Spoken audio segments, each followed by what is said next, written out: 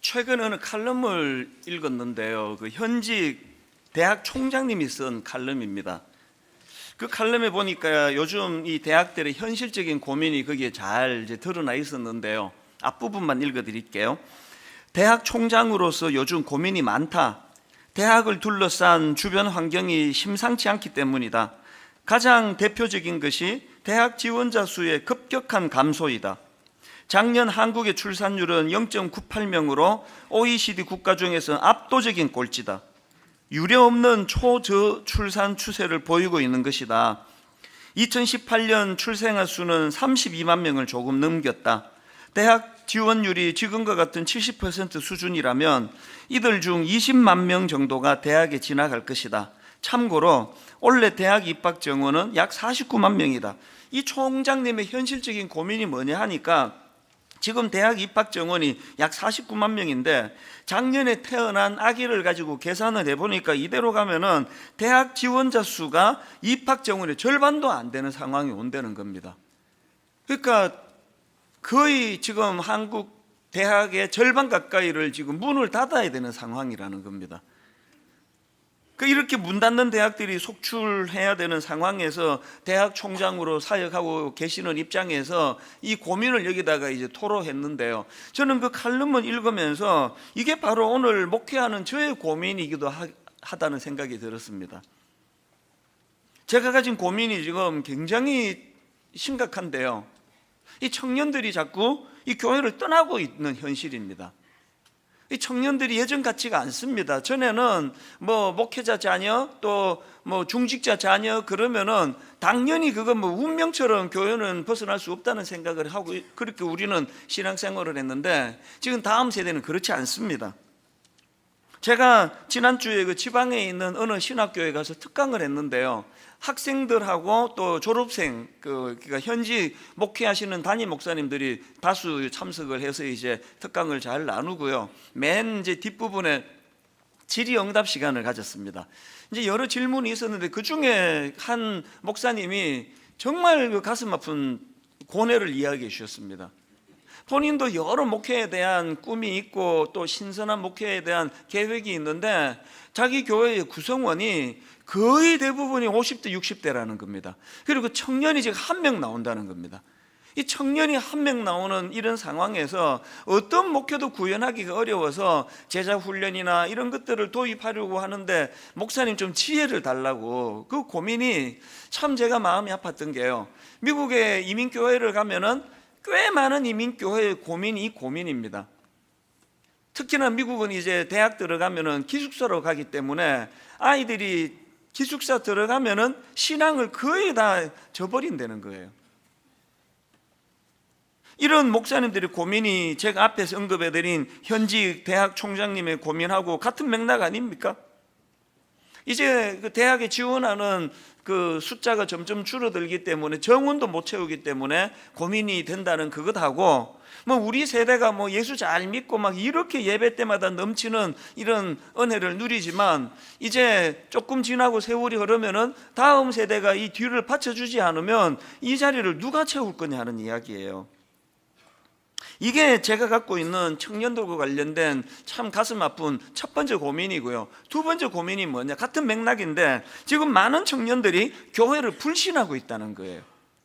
신뢰하지 않습니다. 제가 몇 주 전에 이 기독교 성윤리 연구소를 만들겠다고 그렇게 설교 시간에 언급했더니 바로 나온 반응이 우리 청년부에서 나온 반응이 뭔지 아십니까? 또 만만한 동성애자들 두들겨 패려고 그런 거 만드는 거 아닙니까? 근데 너무 충격을 받은 거예요. 이 교회에 대한 불신, 뭘 해도 거기에 그 의심스러운 눈초리로 바라보게 만든 이런 현실이 뭐 어디서 뭐 이런 문제가 생겨나야 되는 분석보다 이게 지금 현실이라는 겁니다. 제가 언젠가 그 반동성애 운동하시는 지도자분들 모임에서 이런 말씀을 드렸습니다. 좀 외람되긴 했는데요. 여기 계시는 모든 분들이 너무 귀하신데 그래서 이 동성애 관련된 법제화가 만드는 걸 막으시려고 이렇게 애를 쓰시는데 제가 보니까 저도 그렇고 여기 다 이제 50대 60대 어른들인데 이제 좀 더 지나고 이제 몸에 힘이 빠져나가고 더 이상 이제 여기 어른들이 이 법제를 막을 수 있는 힘이 없다 할 때 대안이 있으십니까? 그 다음 세대가 이 운동을 이어받아 가지고 정말 공의를 행하려고 애쓸 수 있는 그런 대안이 있으십니까? 통계 설문조사를 보면은 확연하게 드러나는 게 10대, 20대의 그 동성애를 바라보는 시각이 확연히 다르고 30대, 40대, 50, 60대가 완전히 다른데 기껏 우리가 하는 일이 뭐 결국은 법제화 될 건데 이 동성애가 합법화 될 건데 우리가 그 기간을 조금 더 늦추었다 이런 목표를 갖고 있는 건 아니지 않습니까? 그래서 이 일을 우리가 하겠으니 앞에서 여러분 하시는 그 일들에 대하여 응원하고 이 일들을 우리가 잘 돕기를 원하겠으니 기도해 달라고 그런 그 회의 때 의논을 했던 기억이 있거든요.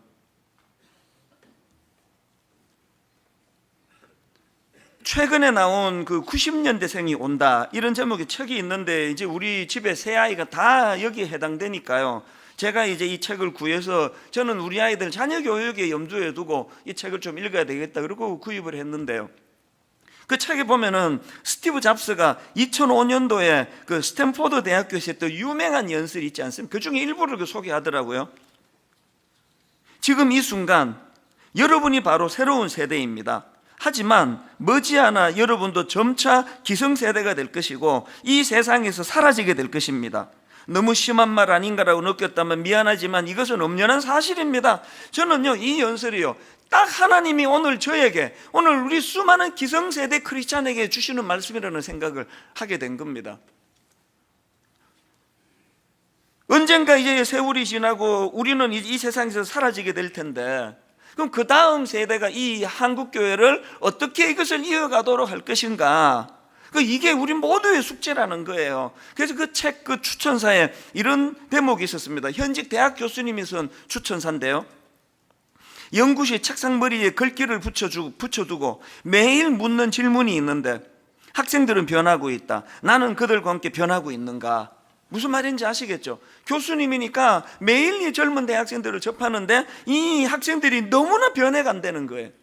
너무너무 변하니까 그게 고민이 되니까 이 교수님이 책상 머리에다가 학생들은 변하고 있다. 나는 그들과 함께 변하고 있는가? 제가 그 글을 읽으면서 당장 나도 써붙여야 되겠다 생각했습니다. 우리 아들이 변해가는 거예요. 우리 딸이 변하고 있습니다. 오늘 우리가 잘못하고 있는 치명적인 문제가 하나 있는데요. 늘 이 교수님의 자세가 아니라 왜 변했냐고, 왜 그따위냐고, 왜 그렇게 엉터리냐고 늘 지적하고 야단만 쳤지 우리 부모들이 기성세대들이 이 아이들이 변하고 있다. 나도 변하고 있는가? 그 변화되어가는 그 아이들이 왜 이렇게 됐는지 무슨 고민을 하는지 그 아이들을 눈물로 수용하고 어떻게 해서든 변화된 그 시점에서 이 아이들이 하나님을 찾을 수 있도록 하는 일을 우리가 게을리하지 않았는가? 이런 자책이 계속 제 마음에서 일어나는 겁니다. 오늘 설교는 바로 이런 고민에서 시작된 설교인데요. 오늘 본문 열왕기상 18장에 보면은 지금 이스라엘 백성들이 큰 위기를 맞이하고 있는데요. 백성들의 타락의 결과로 무려 3년 6개월 동안이나 비가 내리지 않는 극심한 가뭄에 지금 빠져 있는 겁니다. 이런 절망적인 상황에서 오늘 본문의 주인공 엘리야 선지자가 그야말로 눈물겹게 홀로 고군분투합니다. 그렇게 홀로 고군분투를 하는데 본문에서 엘리야가 이루어낸 놀라운 게 두 가지 있는데요. 첫째로는 그는 바알과 아세라 선지자 850명을 상대해 가지고 그들을 꺾어 승리하는 놀라운 쾌거를 이룹니다. 그런가 하면은 두 번째로 그는 간절한 기도로 3년 6개월 동안 지속되던 가뭄을 종식시키는 놀라운 일을 엘리야가 했는데요. 야고보 5장 17절에도 보니까 엘리야는 우리와 성정이 같은 사람이로되 그가 비가 오지 않기를 간절히 기도한즉 3년 6개월 동안 땅에 비가 오지 아니하고 다시 기도하니 하늘이 비를 주고 땅이 열매를 맺었느니라. 이렇게 민족의 위기를 겪고 있을 때 엘리야 선지자는 놀라운 일들로 그 위기를 타개해 갔는데요. 그런 내용을 담고 있는 오늘 본문 열왕기상 18장에서 제가 주목하는 한 대목이 있습니다. 그게 바로 오늘 본문 30절입니다. 엘리야가 모든 백성을 향하여 이르되 내게로 가까이 오라. 엘리야가 모든 백성을 향하여 이르되 내게로 가까이 오라. 백성이 다 그에게 가까이 가매 그가 무너진 여호와의 제단을 수축하되. 여기 나오는 엘리야가 지금 모든 백성을 향하여 이르되 내게로 가까이 오라, 이 말씀에 제가 굉장히 감동을 받으며 주목을 했고, 오늘 다음 세대를 향한 우리들의 몸부림의 대안이 여기 있다고 생각을 합니다. 이게 무슨 말씀인가? 두 가지 이유가 여기 담겨져 있는데, 왜 백성들을 불러 모았느냐? 첫째로는요, 그 무너진 여호와의 제단을 보여줌으로 그 백성들로 하여금 이 위기를 만난 영적 현실을 자각하게 하려고 해요. 이 자각한다는 거. 사실 뭐 이스라엘 백성들도 다 눈이 있어가지고 여호와의 제단이 무너진 거 뭐 다 보고 있고 다 느끼는 거 아닙니까? 그러나 인식을 하지 못하는 거예요. 그렇게 인식하지 못하는 이스라엘 백성들에게 엘리야 선지자가 그들을 불러 모아서 이렇게 여호와의 제단이 무너진 이게 얼마나 영적인 위기라는 것을 보여주고 싶은 거예요. 엘리야 생각에 뭐 나 혼자 어떻게 하다가 850명의 적들을 상대로 우상 숭배하는 그들을 상대로 한번 이기는 게 중요한 게 아니라는 거예요. 분당 우리 한 교회가 뭐 사람 모이고 북적거리고 뭐 이러는 게 한국 교회 전체로 볼 때 하나도 중요한 게 아니라는 거예요. 우리 기성세대가 예수 잘 믿고 막 이렇게 은혜롭게 잘 모이고 예배 잘 드리는 거, 이것만이 아니라 어떻게 해서든 우리 다음 세대를 이 믿음의 물꼬로 동참할 수 있도록 할 것인가. 저는 오늘 본문의 엘리야에게서 그 모습을 제가 발견하는 거예요. 그런가 하면은 두 번째로 엘리야는 왜 백성들을 불러 모았습니까? 위기를 만난 그 시대에 뭐가 대안인지를 보여주고 싶은 거예요. 제가 지난주에 그 모 신학교를 다녀왔다고 말씀을 드렸는데요, 제가 이제 그 신학교에 가니까 고맙게도 총장님이 저를 기다리고 계셨어요. 그래서 이제 식사를 하면서 그 총장님과 대화를 하는데요, 신신당부를 하시는 거예요. 외부 강사들이 오시면 거의 하나같이 반복하는 게 뭐 우리는 그럭저럭 이제 목회가 잘 이제 진행이 됐고 니들이 걱정이다. 이제 이 세상 이런데 어떻게 할래? 이제 신학교 다니는 여러분이 목회할 현장은 너무 어렵다. 그래서 너무 안쓰럽다. 오시는 강사마다 계속 그런 식으로 설교를 하니까요, 우리 신학생들이 너무 힘든다는 거예요. 그래서 어떤 신학생은 그런 거에 낙심해가지고 그 신학교를 떠난 학생도 있다는 겁니다. 이 총장님이 저에게 계속 그걸 강조하는데 굉장히 뜨끔했습니다. 내 원고에도 그게 들어있었거든요. 내 원고에도. 그래서 제가 그 총장님과 대화가 지금까지 계속 곱씹어지면서 대안이 없는 지적만으로는 안 된다는 거예요. 니들 문제다, 걱정이다, 큰일 났다, 이걸로는 문제가 해결이 안 됩니다. 엘리야에게 배우는 게 뭡니까? 이 여호와의 제단이 무너진 현실을 직시하는 것도 중요하지만, 그럼 대안이 뭐냐는 게 대안이.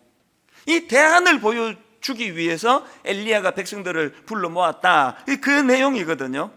그래서 오늘 제가 다루고 싶은 게 바로 그건데요, 여러분, 엘리야가 그 백성들을 향하여 행했던 대안이 두 가지인데요, 불러 모아서 보여주고 싶은 대안이 첫째가 뭐냐?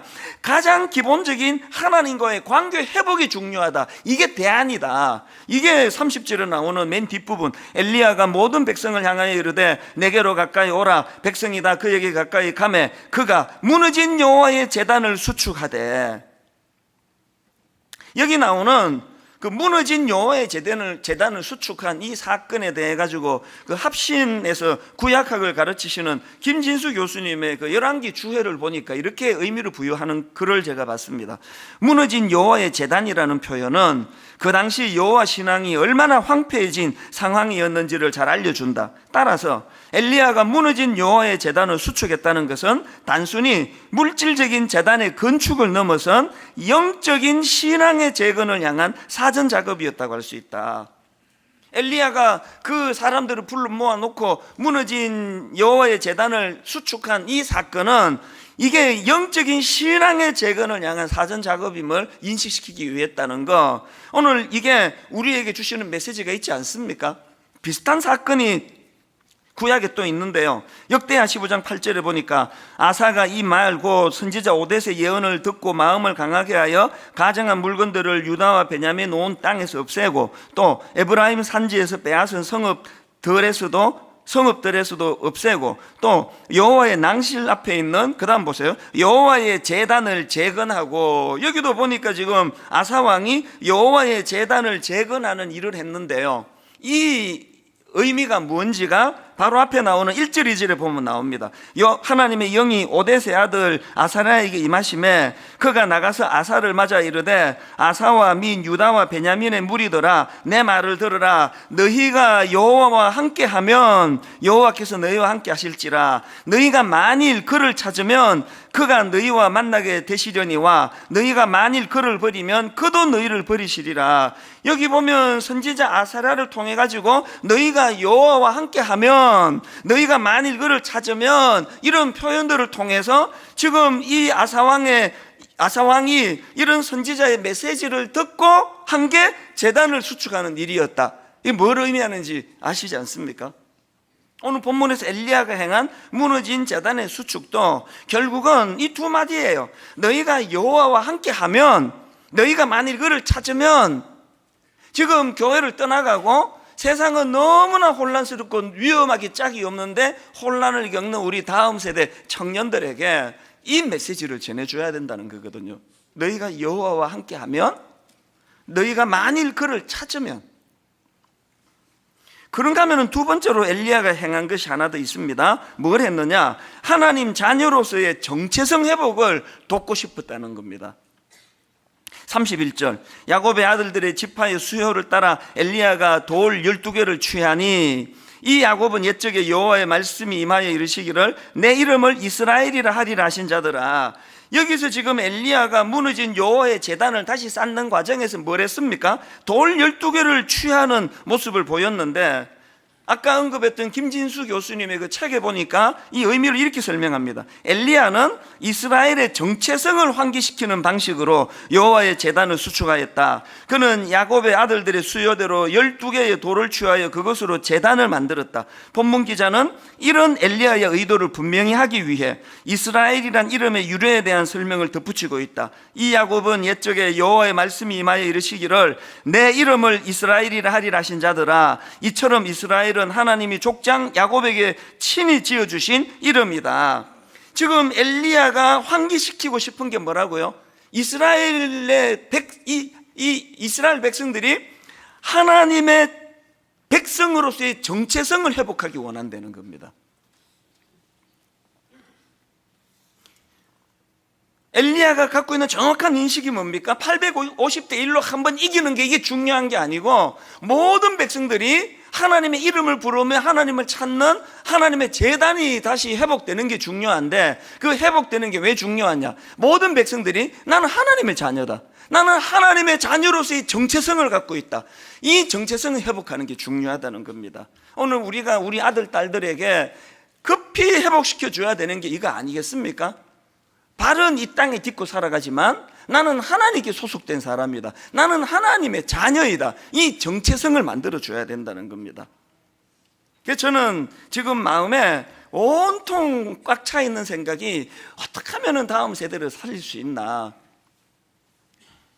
제가 아직 젊은 목사 축에 속하지만요, 계산해 보면요, 기껏 남은 임기 다 채워봐야 10년입니다 10년 10년이 얼마나 빨리 지나갔냐는, 개척한 지가 지금 18년을 향해 나가거든요.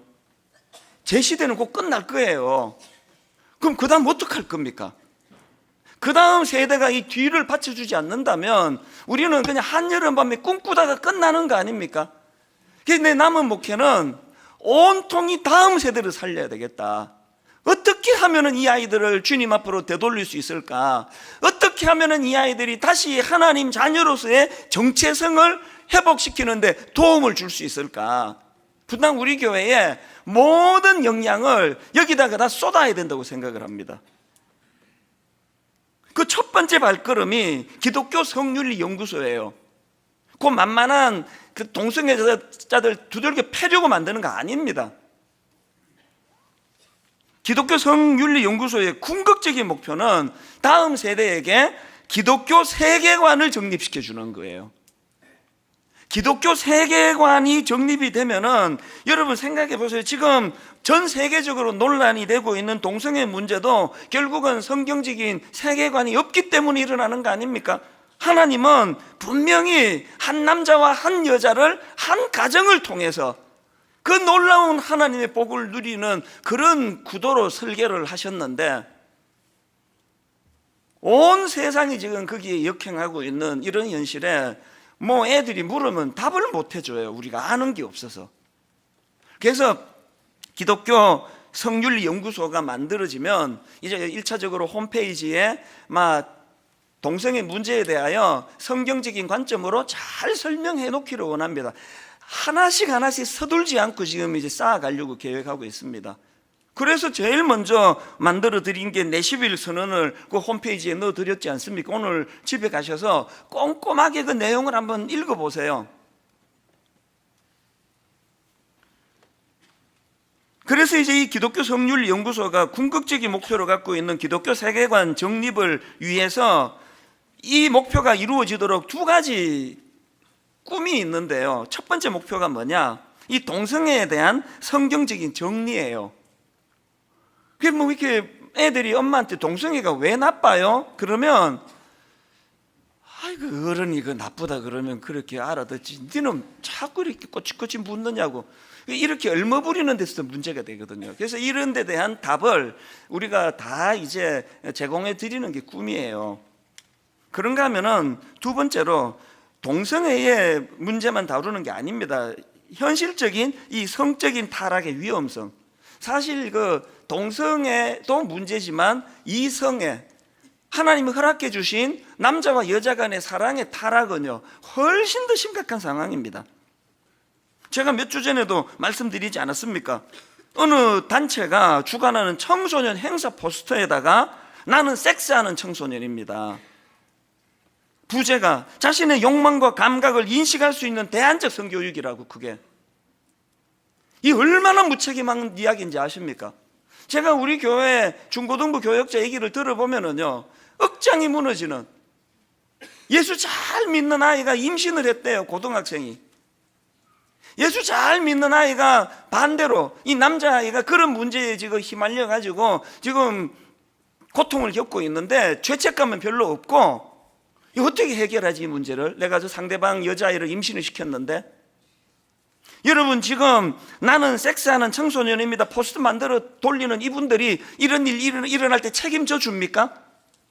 아무도 책임 안 져요.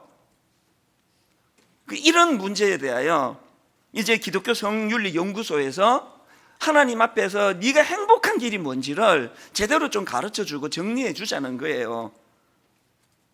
제가 참 그 고등부 담당 목사님한테서 너무 그 감동적인 얘기를 들었는데, 뭐 본인은 그 문제로 지금 고민해서 목사님한테 상담한다 그러는데요. 우리 교회의 고등부 그 여학생이 중학교 시절에 겪었던 걸 가지고 지금 고민을 토로했다는 겁니다. 내용이 뭐냐 하니까 중학교 때 남자친구가 있었는데 그 애가 막 계속 잠자리를 요구하는 거예요. 계속 그 자기 몸을 만지고 그렇게 자꾸 그런 시도를 해가지고 이 어린 여중생이 거의 이제 그까지 넘어갈 지경에 이르렀는데, 그때 이 아이가 확 정신이 들면서 내가 이렇게 이 아이 요구로 내가 잠자리를 하게 되면 이제 하나님 앞에서 이거는 있을 수 없는 일이 일어날 거라고, 그래서 그 길을 박차고 나오고 정리를 했다는 거예요. 그러면서도 이 애는 그런 자리 직전까지 간 거에 대하여 참 괴로워하고 있다는 그런 이야기를 제가 들었습니다. 우리 청소년들이, 우리 젊은이들이 뚜렷한 자기 정체성을 가지고 있는 게 이렇게 중요한 거예요. 한 번의 그 쾌락을 위해 가지고 일생을 피눈물을 흘리는 사례들을 저는 너무 많이 봤거든요. 여학생만 이런 고통을 겪는 게 아닙니다. 그 원인 제공을 한 그 남학생들도요.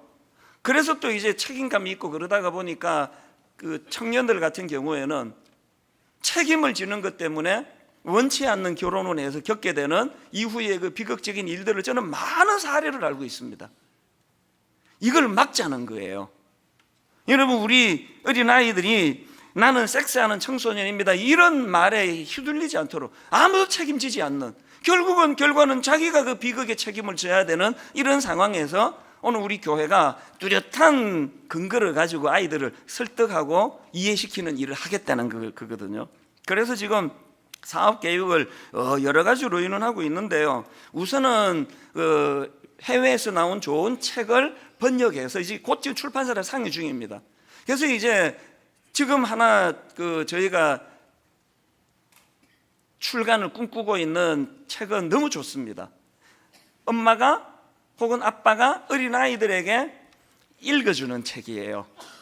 그래서 건강한 성이 뭔지, 어릴 때부터 어떤 자세를 가져야 되는지 이런 것들을 읽어주는 책을 지금 몇 권을 지금 번역을 하려고 지금 추진 중에 있고요.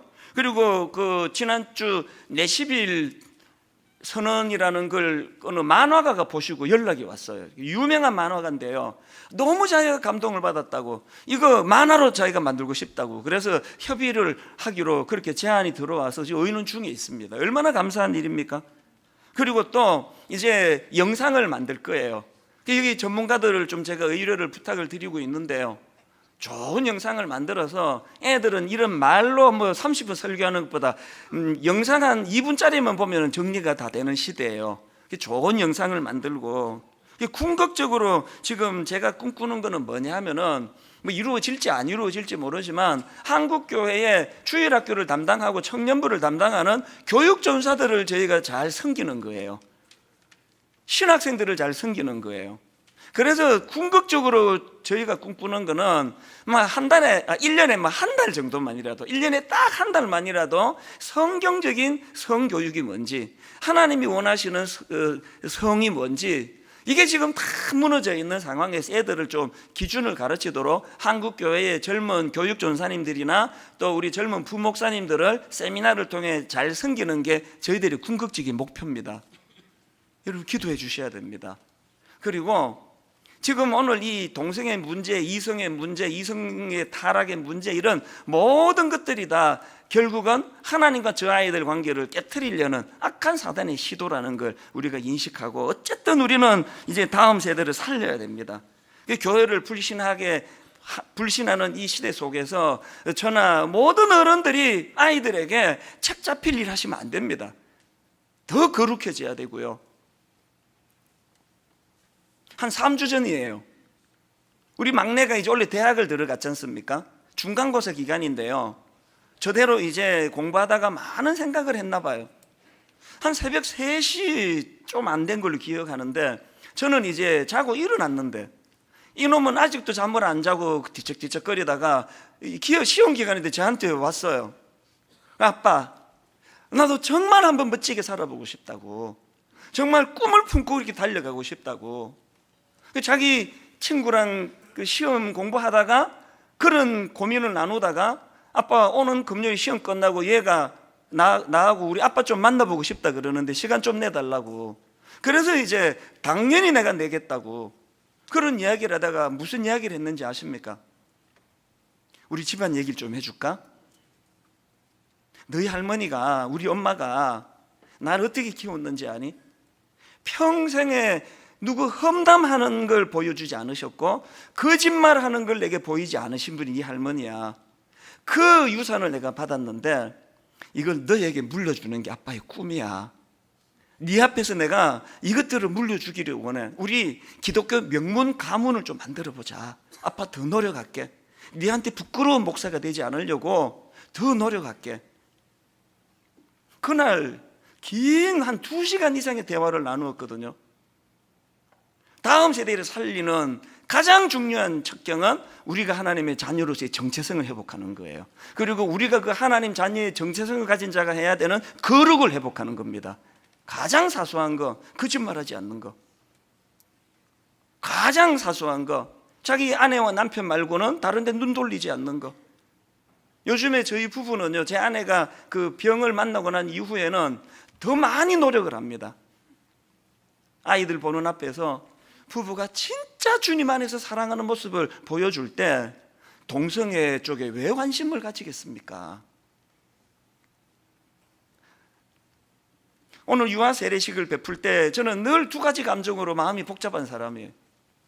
너무 사랑스럽잖아요. 너무 천사 같던 저 아기들을 세상에 이렇게 많이 세례를 베푸는 특권을 저에게 주셨는데, 이 시간이 되게 가장 큰 특권의 시간이면서 억장이 무너지는 게 뭐예요? 20년만 지나면, 이 아이들이 대학에만 들어가면 통계적으로 교회를 불신하고 교회를 떠나는 일이 일어날 텐데 막아야 될 거 아닙니까? 오늘부터 선포합니다. 이제 우리 남은 분당 우리 교회 모든 역량은 다음 세대 살리는 것에, 우리는 뭐 어떻게 하든 뭐 그 버텨낼 거예요. 뭐 저를 뭐 어떻게 뭐 유혹해 보세요. 내가 동성애의 기본적인 갈등이 제게 안 생깁니다. 저 아이들을 살려야 돼. 그리고 그 자녀의 자녀들까지. 그래서 오늘 이 말씀을 우리가 기억하면서 자녀들을 위해 부르는 찬양이라 생각합니다. 우리 오늘 눈물로 한 알의 씨앗을 심는다. 꿈꿀 수 없어 무너진 가슴에 저들의 푸른 꿈 다시 돋아나도록. 여러분, 새벽 3시에 너무너무 고뇌하며 아빠 저도 한번 꿈꾸고 멋지게 한번 살아보고 싶어요. 예수 믿는 가정의 목사로 태어난 이 아들이 새벽 3시에 아버지 꿈을 꾸며 아빠 좀 도와달라고, 저도 한번 그렇게 멋지게 살아보고 싶다고.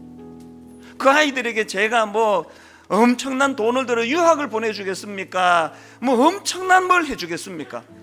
목사로서 그 아이에게 내가 하나님 앞에 정직한 사람이라는 거, 그 아이 앞에 자기 엄마 말고는 다른 여자에게 눈 돌리지 않는 사람이라는 거, 하나님 앞에 사람들 앞에 진실한 사역을 하는 그 모습을 보여줄 때, 이렇게 고뇌에 찬 우리의 아들 딸들이 우리의 모습을 보고 우리가 디딤돌이 되어서 꿈꿀 수 없어 무너진 가슴에 저들의 푸른 꿈 다시 돋아나도록, 영육간에 이 한마디가 저와 여러분 모든 성도님들에게 기도 제목이 되기를 바랍니다. 꿈꿀 수 없어 무너진 가슴에 저들의 푸른 꿈 다시 돋아나도록. 또 내일로 가는 길을 찾지 못했던 저들, 노래하며 달려갈 그 길을 우리가 밝게 보여요. 우리가 길은 아니에요. 길은 또 만들어줄 수 있는 거 아닙니다. 다 만들어졌습니다. 그 길을 찾을 수 있도록 우리가 밝히 주님의 빛 가까이 나아가서 그 아이들에게 길을 잘 안내하는 역할을 행하게 되기를 바랍니다. 우리 찬양 같이 한번 눈물로 불러보기 원합니다. 우리 오늘 눈물로,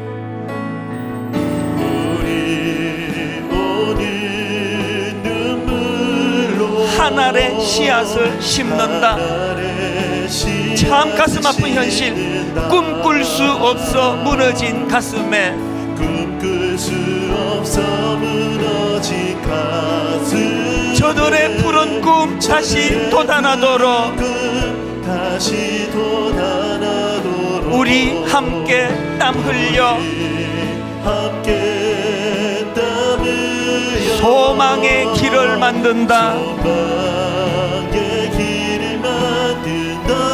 내일로 가는 길을 찾지 못했던 꿈을 꾸세요. 저들 노래하며 달려갈 그 길, 우리가 가진 꿈, 그날에 우리 보리라.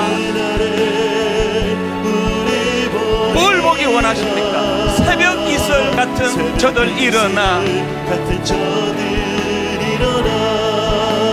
뜨거운 가슴 사랑의 손으로 이 땅 치유하며 행진할 때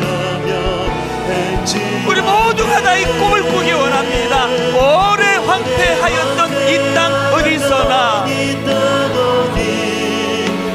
순결한 꽃들 피어나고 푸른 의의 나무가 가득한 세상,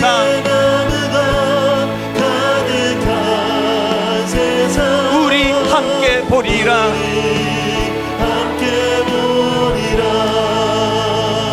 우리 후렴부터 다시 찬양할 텐데, 저는 이 시대에 수많은 젊은이들의 눈물을 봅니다. 현실적으로는 취업이 안 되고 결혼이 안 되고, 현실적으로 교회가 그런 자기들에게 도움이 되지 않는다는 것에 대한 마음의 상함을 저는 늘 보고 듣고 있습니다.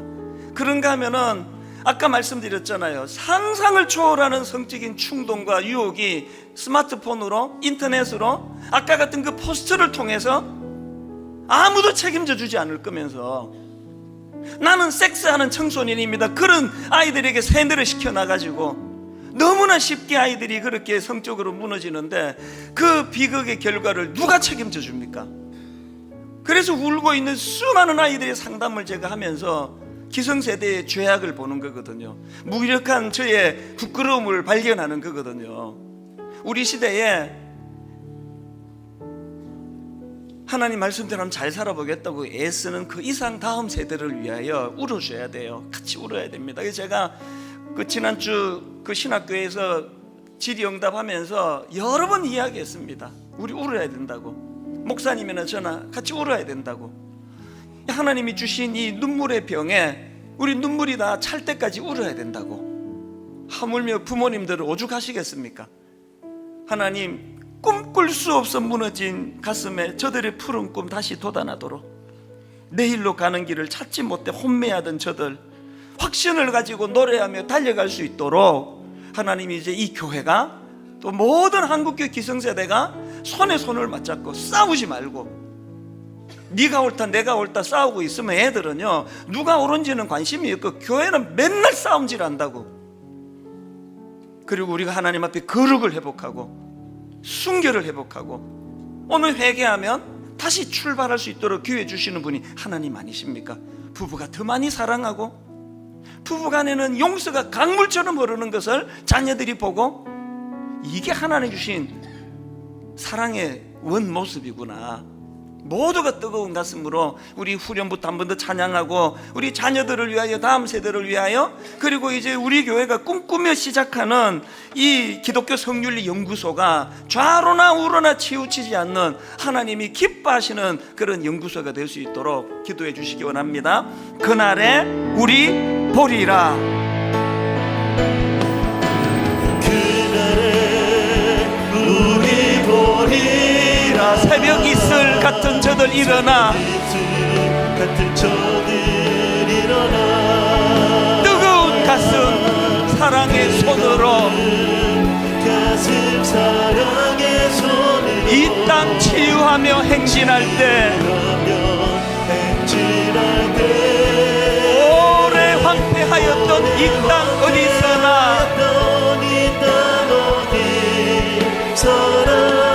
순결한 꽃들 피어나고 푸른 의의 나무가 가득한 세상, 우리 함께 보리라. 우리 다 자리에서 일어나셔서 힘을 얻어 그날에 우리 보리라. 새벽 이슬 같은 저들 일어나, 뜨거운 가슴 사랑의 손으로 이 땅 치유하며 행진할 때, 오래 황폐하였던 이 땅 어디서나 순결한 꽃들 피어나고 푸른 의의 나무가 가득한 세상, 우리 함께 보리라. 우리 마지막으로 꿈을 가지고 선포하기 원합니다. 오래 황폐하였던 이 땅 어디서나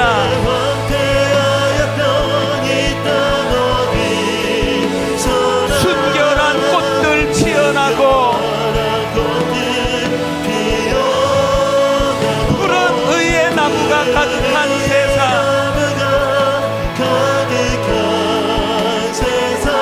우리 함께 보리라.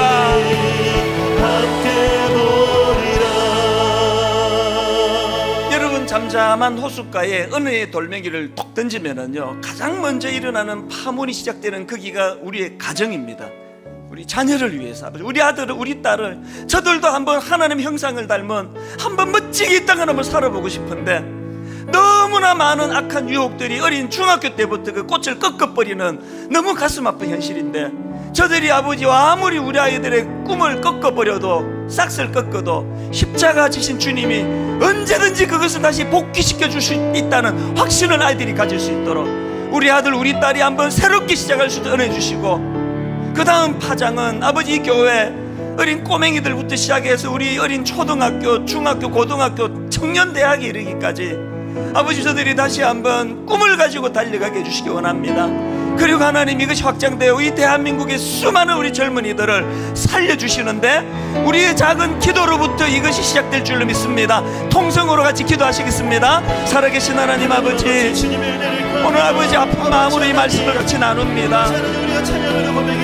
오래 황폐되었던 이 땅 어디에서나 아버지 하나님, 꿈꿀 수 없어 무너진 가슴을 가지고 낙심하며 살아가는 우리 다음 세대 젊은이들이 저들의 푸른 꿈 다시 돋아날 수 있도록 엘리야처럼 아버지 하나님 앞에 결단하며 나아가기를 원합니다.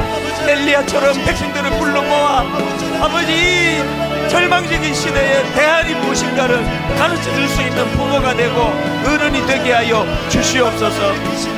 성령의 불을 우리에게 허락하여 주시고 아버지 강력발과 그 은혜로 아버지를 새롭게 하여 주시옵소서. 하나님 아버지, 참 아픈 마음으로 이 말씀을 준비했고 아픈 마음으로 이 말씀을 선포하고 있으며 아픈 마음으로 이 말씀을 듣고 있는 수많은 주님의 성도님 기성세대 자녀들이 있습니다.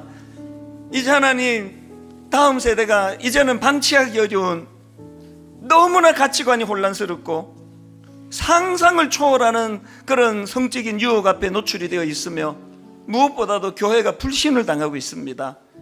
교회를 떠나가고 있습니다. 우리 기성세대의 죄악을 용서하여 주시기 원합니다.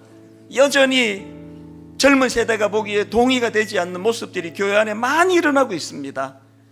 우리가 어떻게 보느냐 보다도 중요한 것 하나님이 어떻게 보시느냐이며, 그리고 다음 세대가 이것을 어떻게 보느냐를 가지고 두려워하면서 무엇보다도 기성세대인 저희들이 먼저 거룩을 회복하고 가정의 순교를 회복하고, 어제까지 부끄러운 자리에 빠졌다 할지라도 오늘 회개하면 다시 출발할 수 있도록 기회해 주시는 십자가 은혜를 의지하여 가정을 한번 살려보기 원합니다.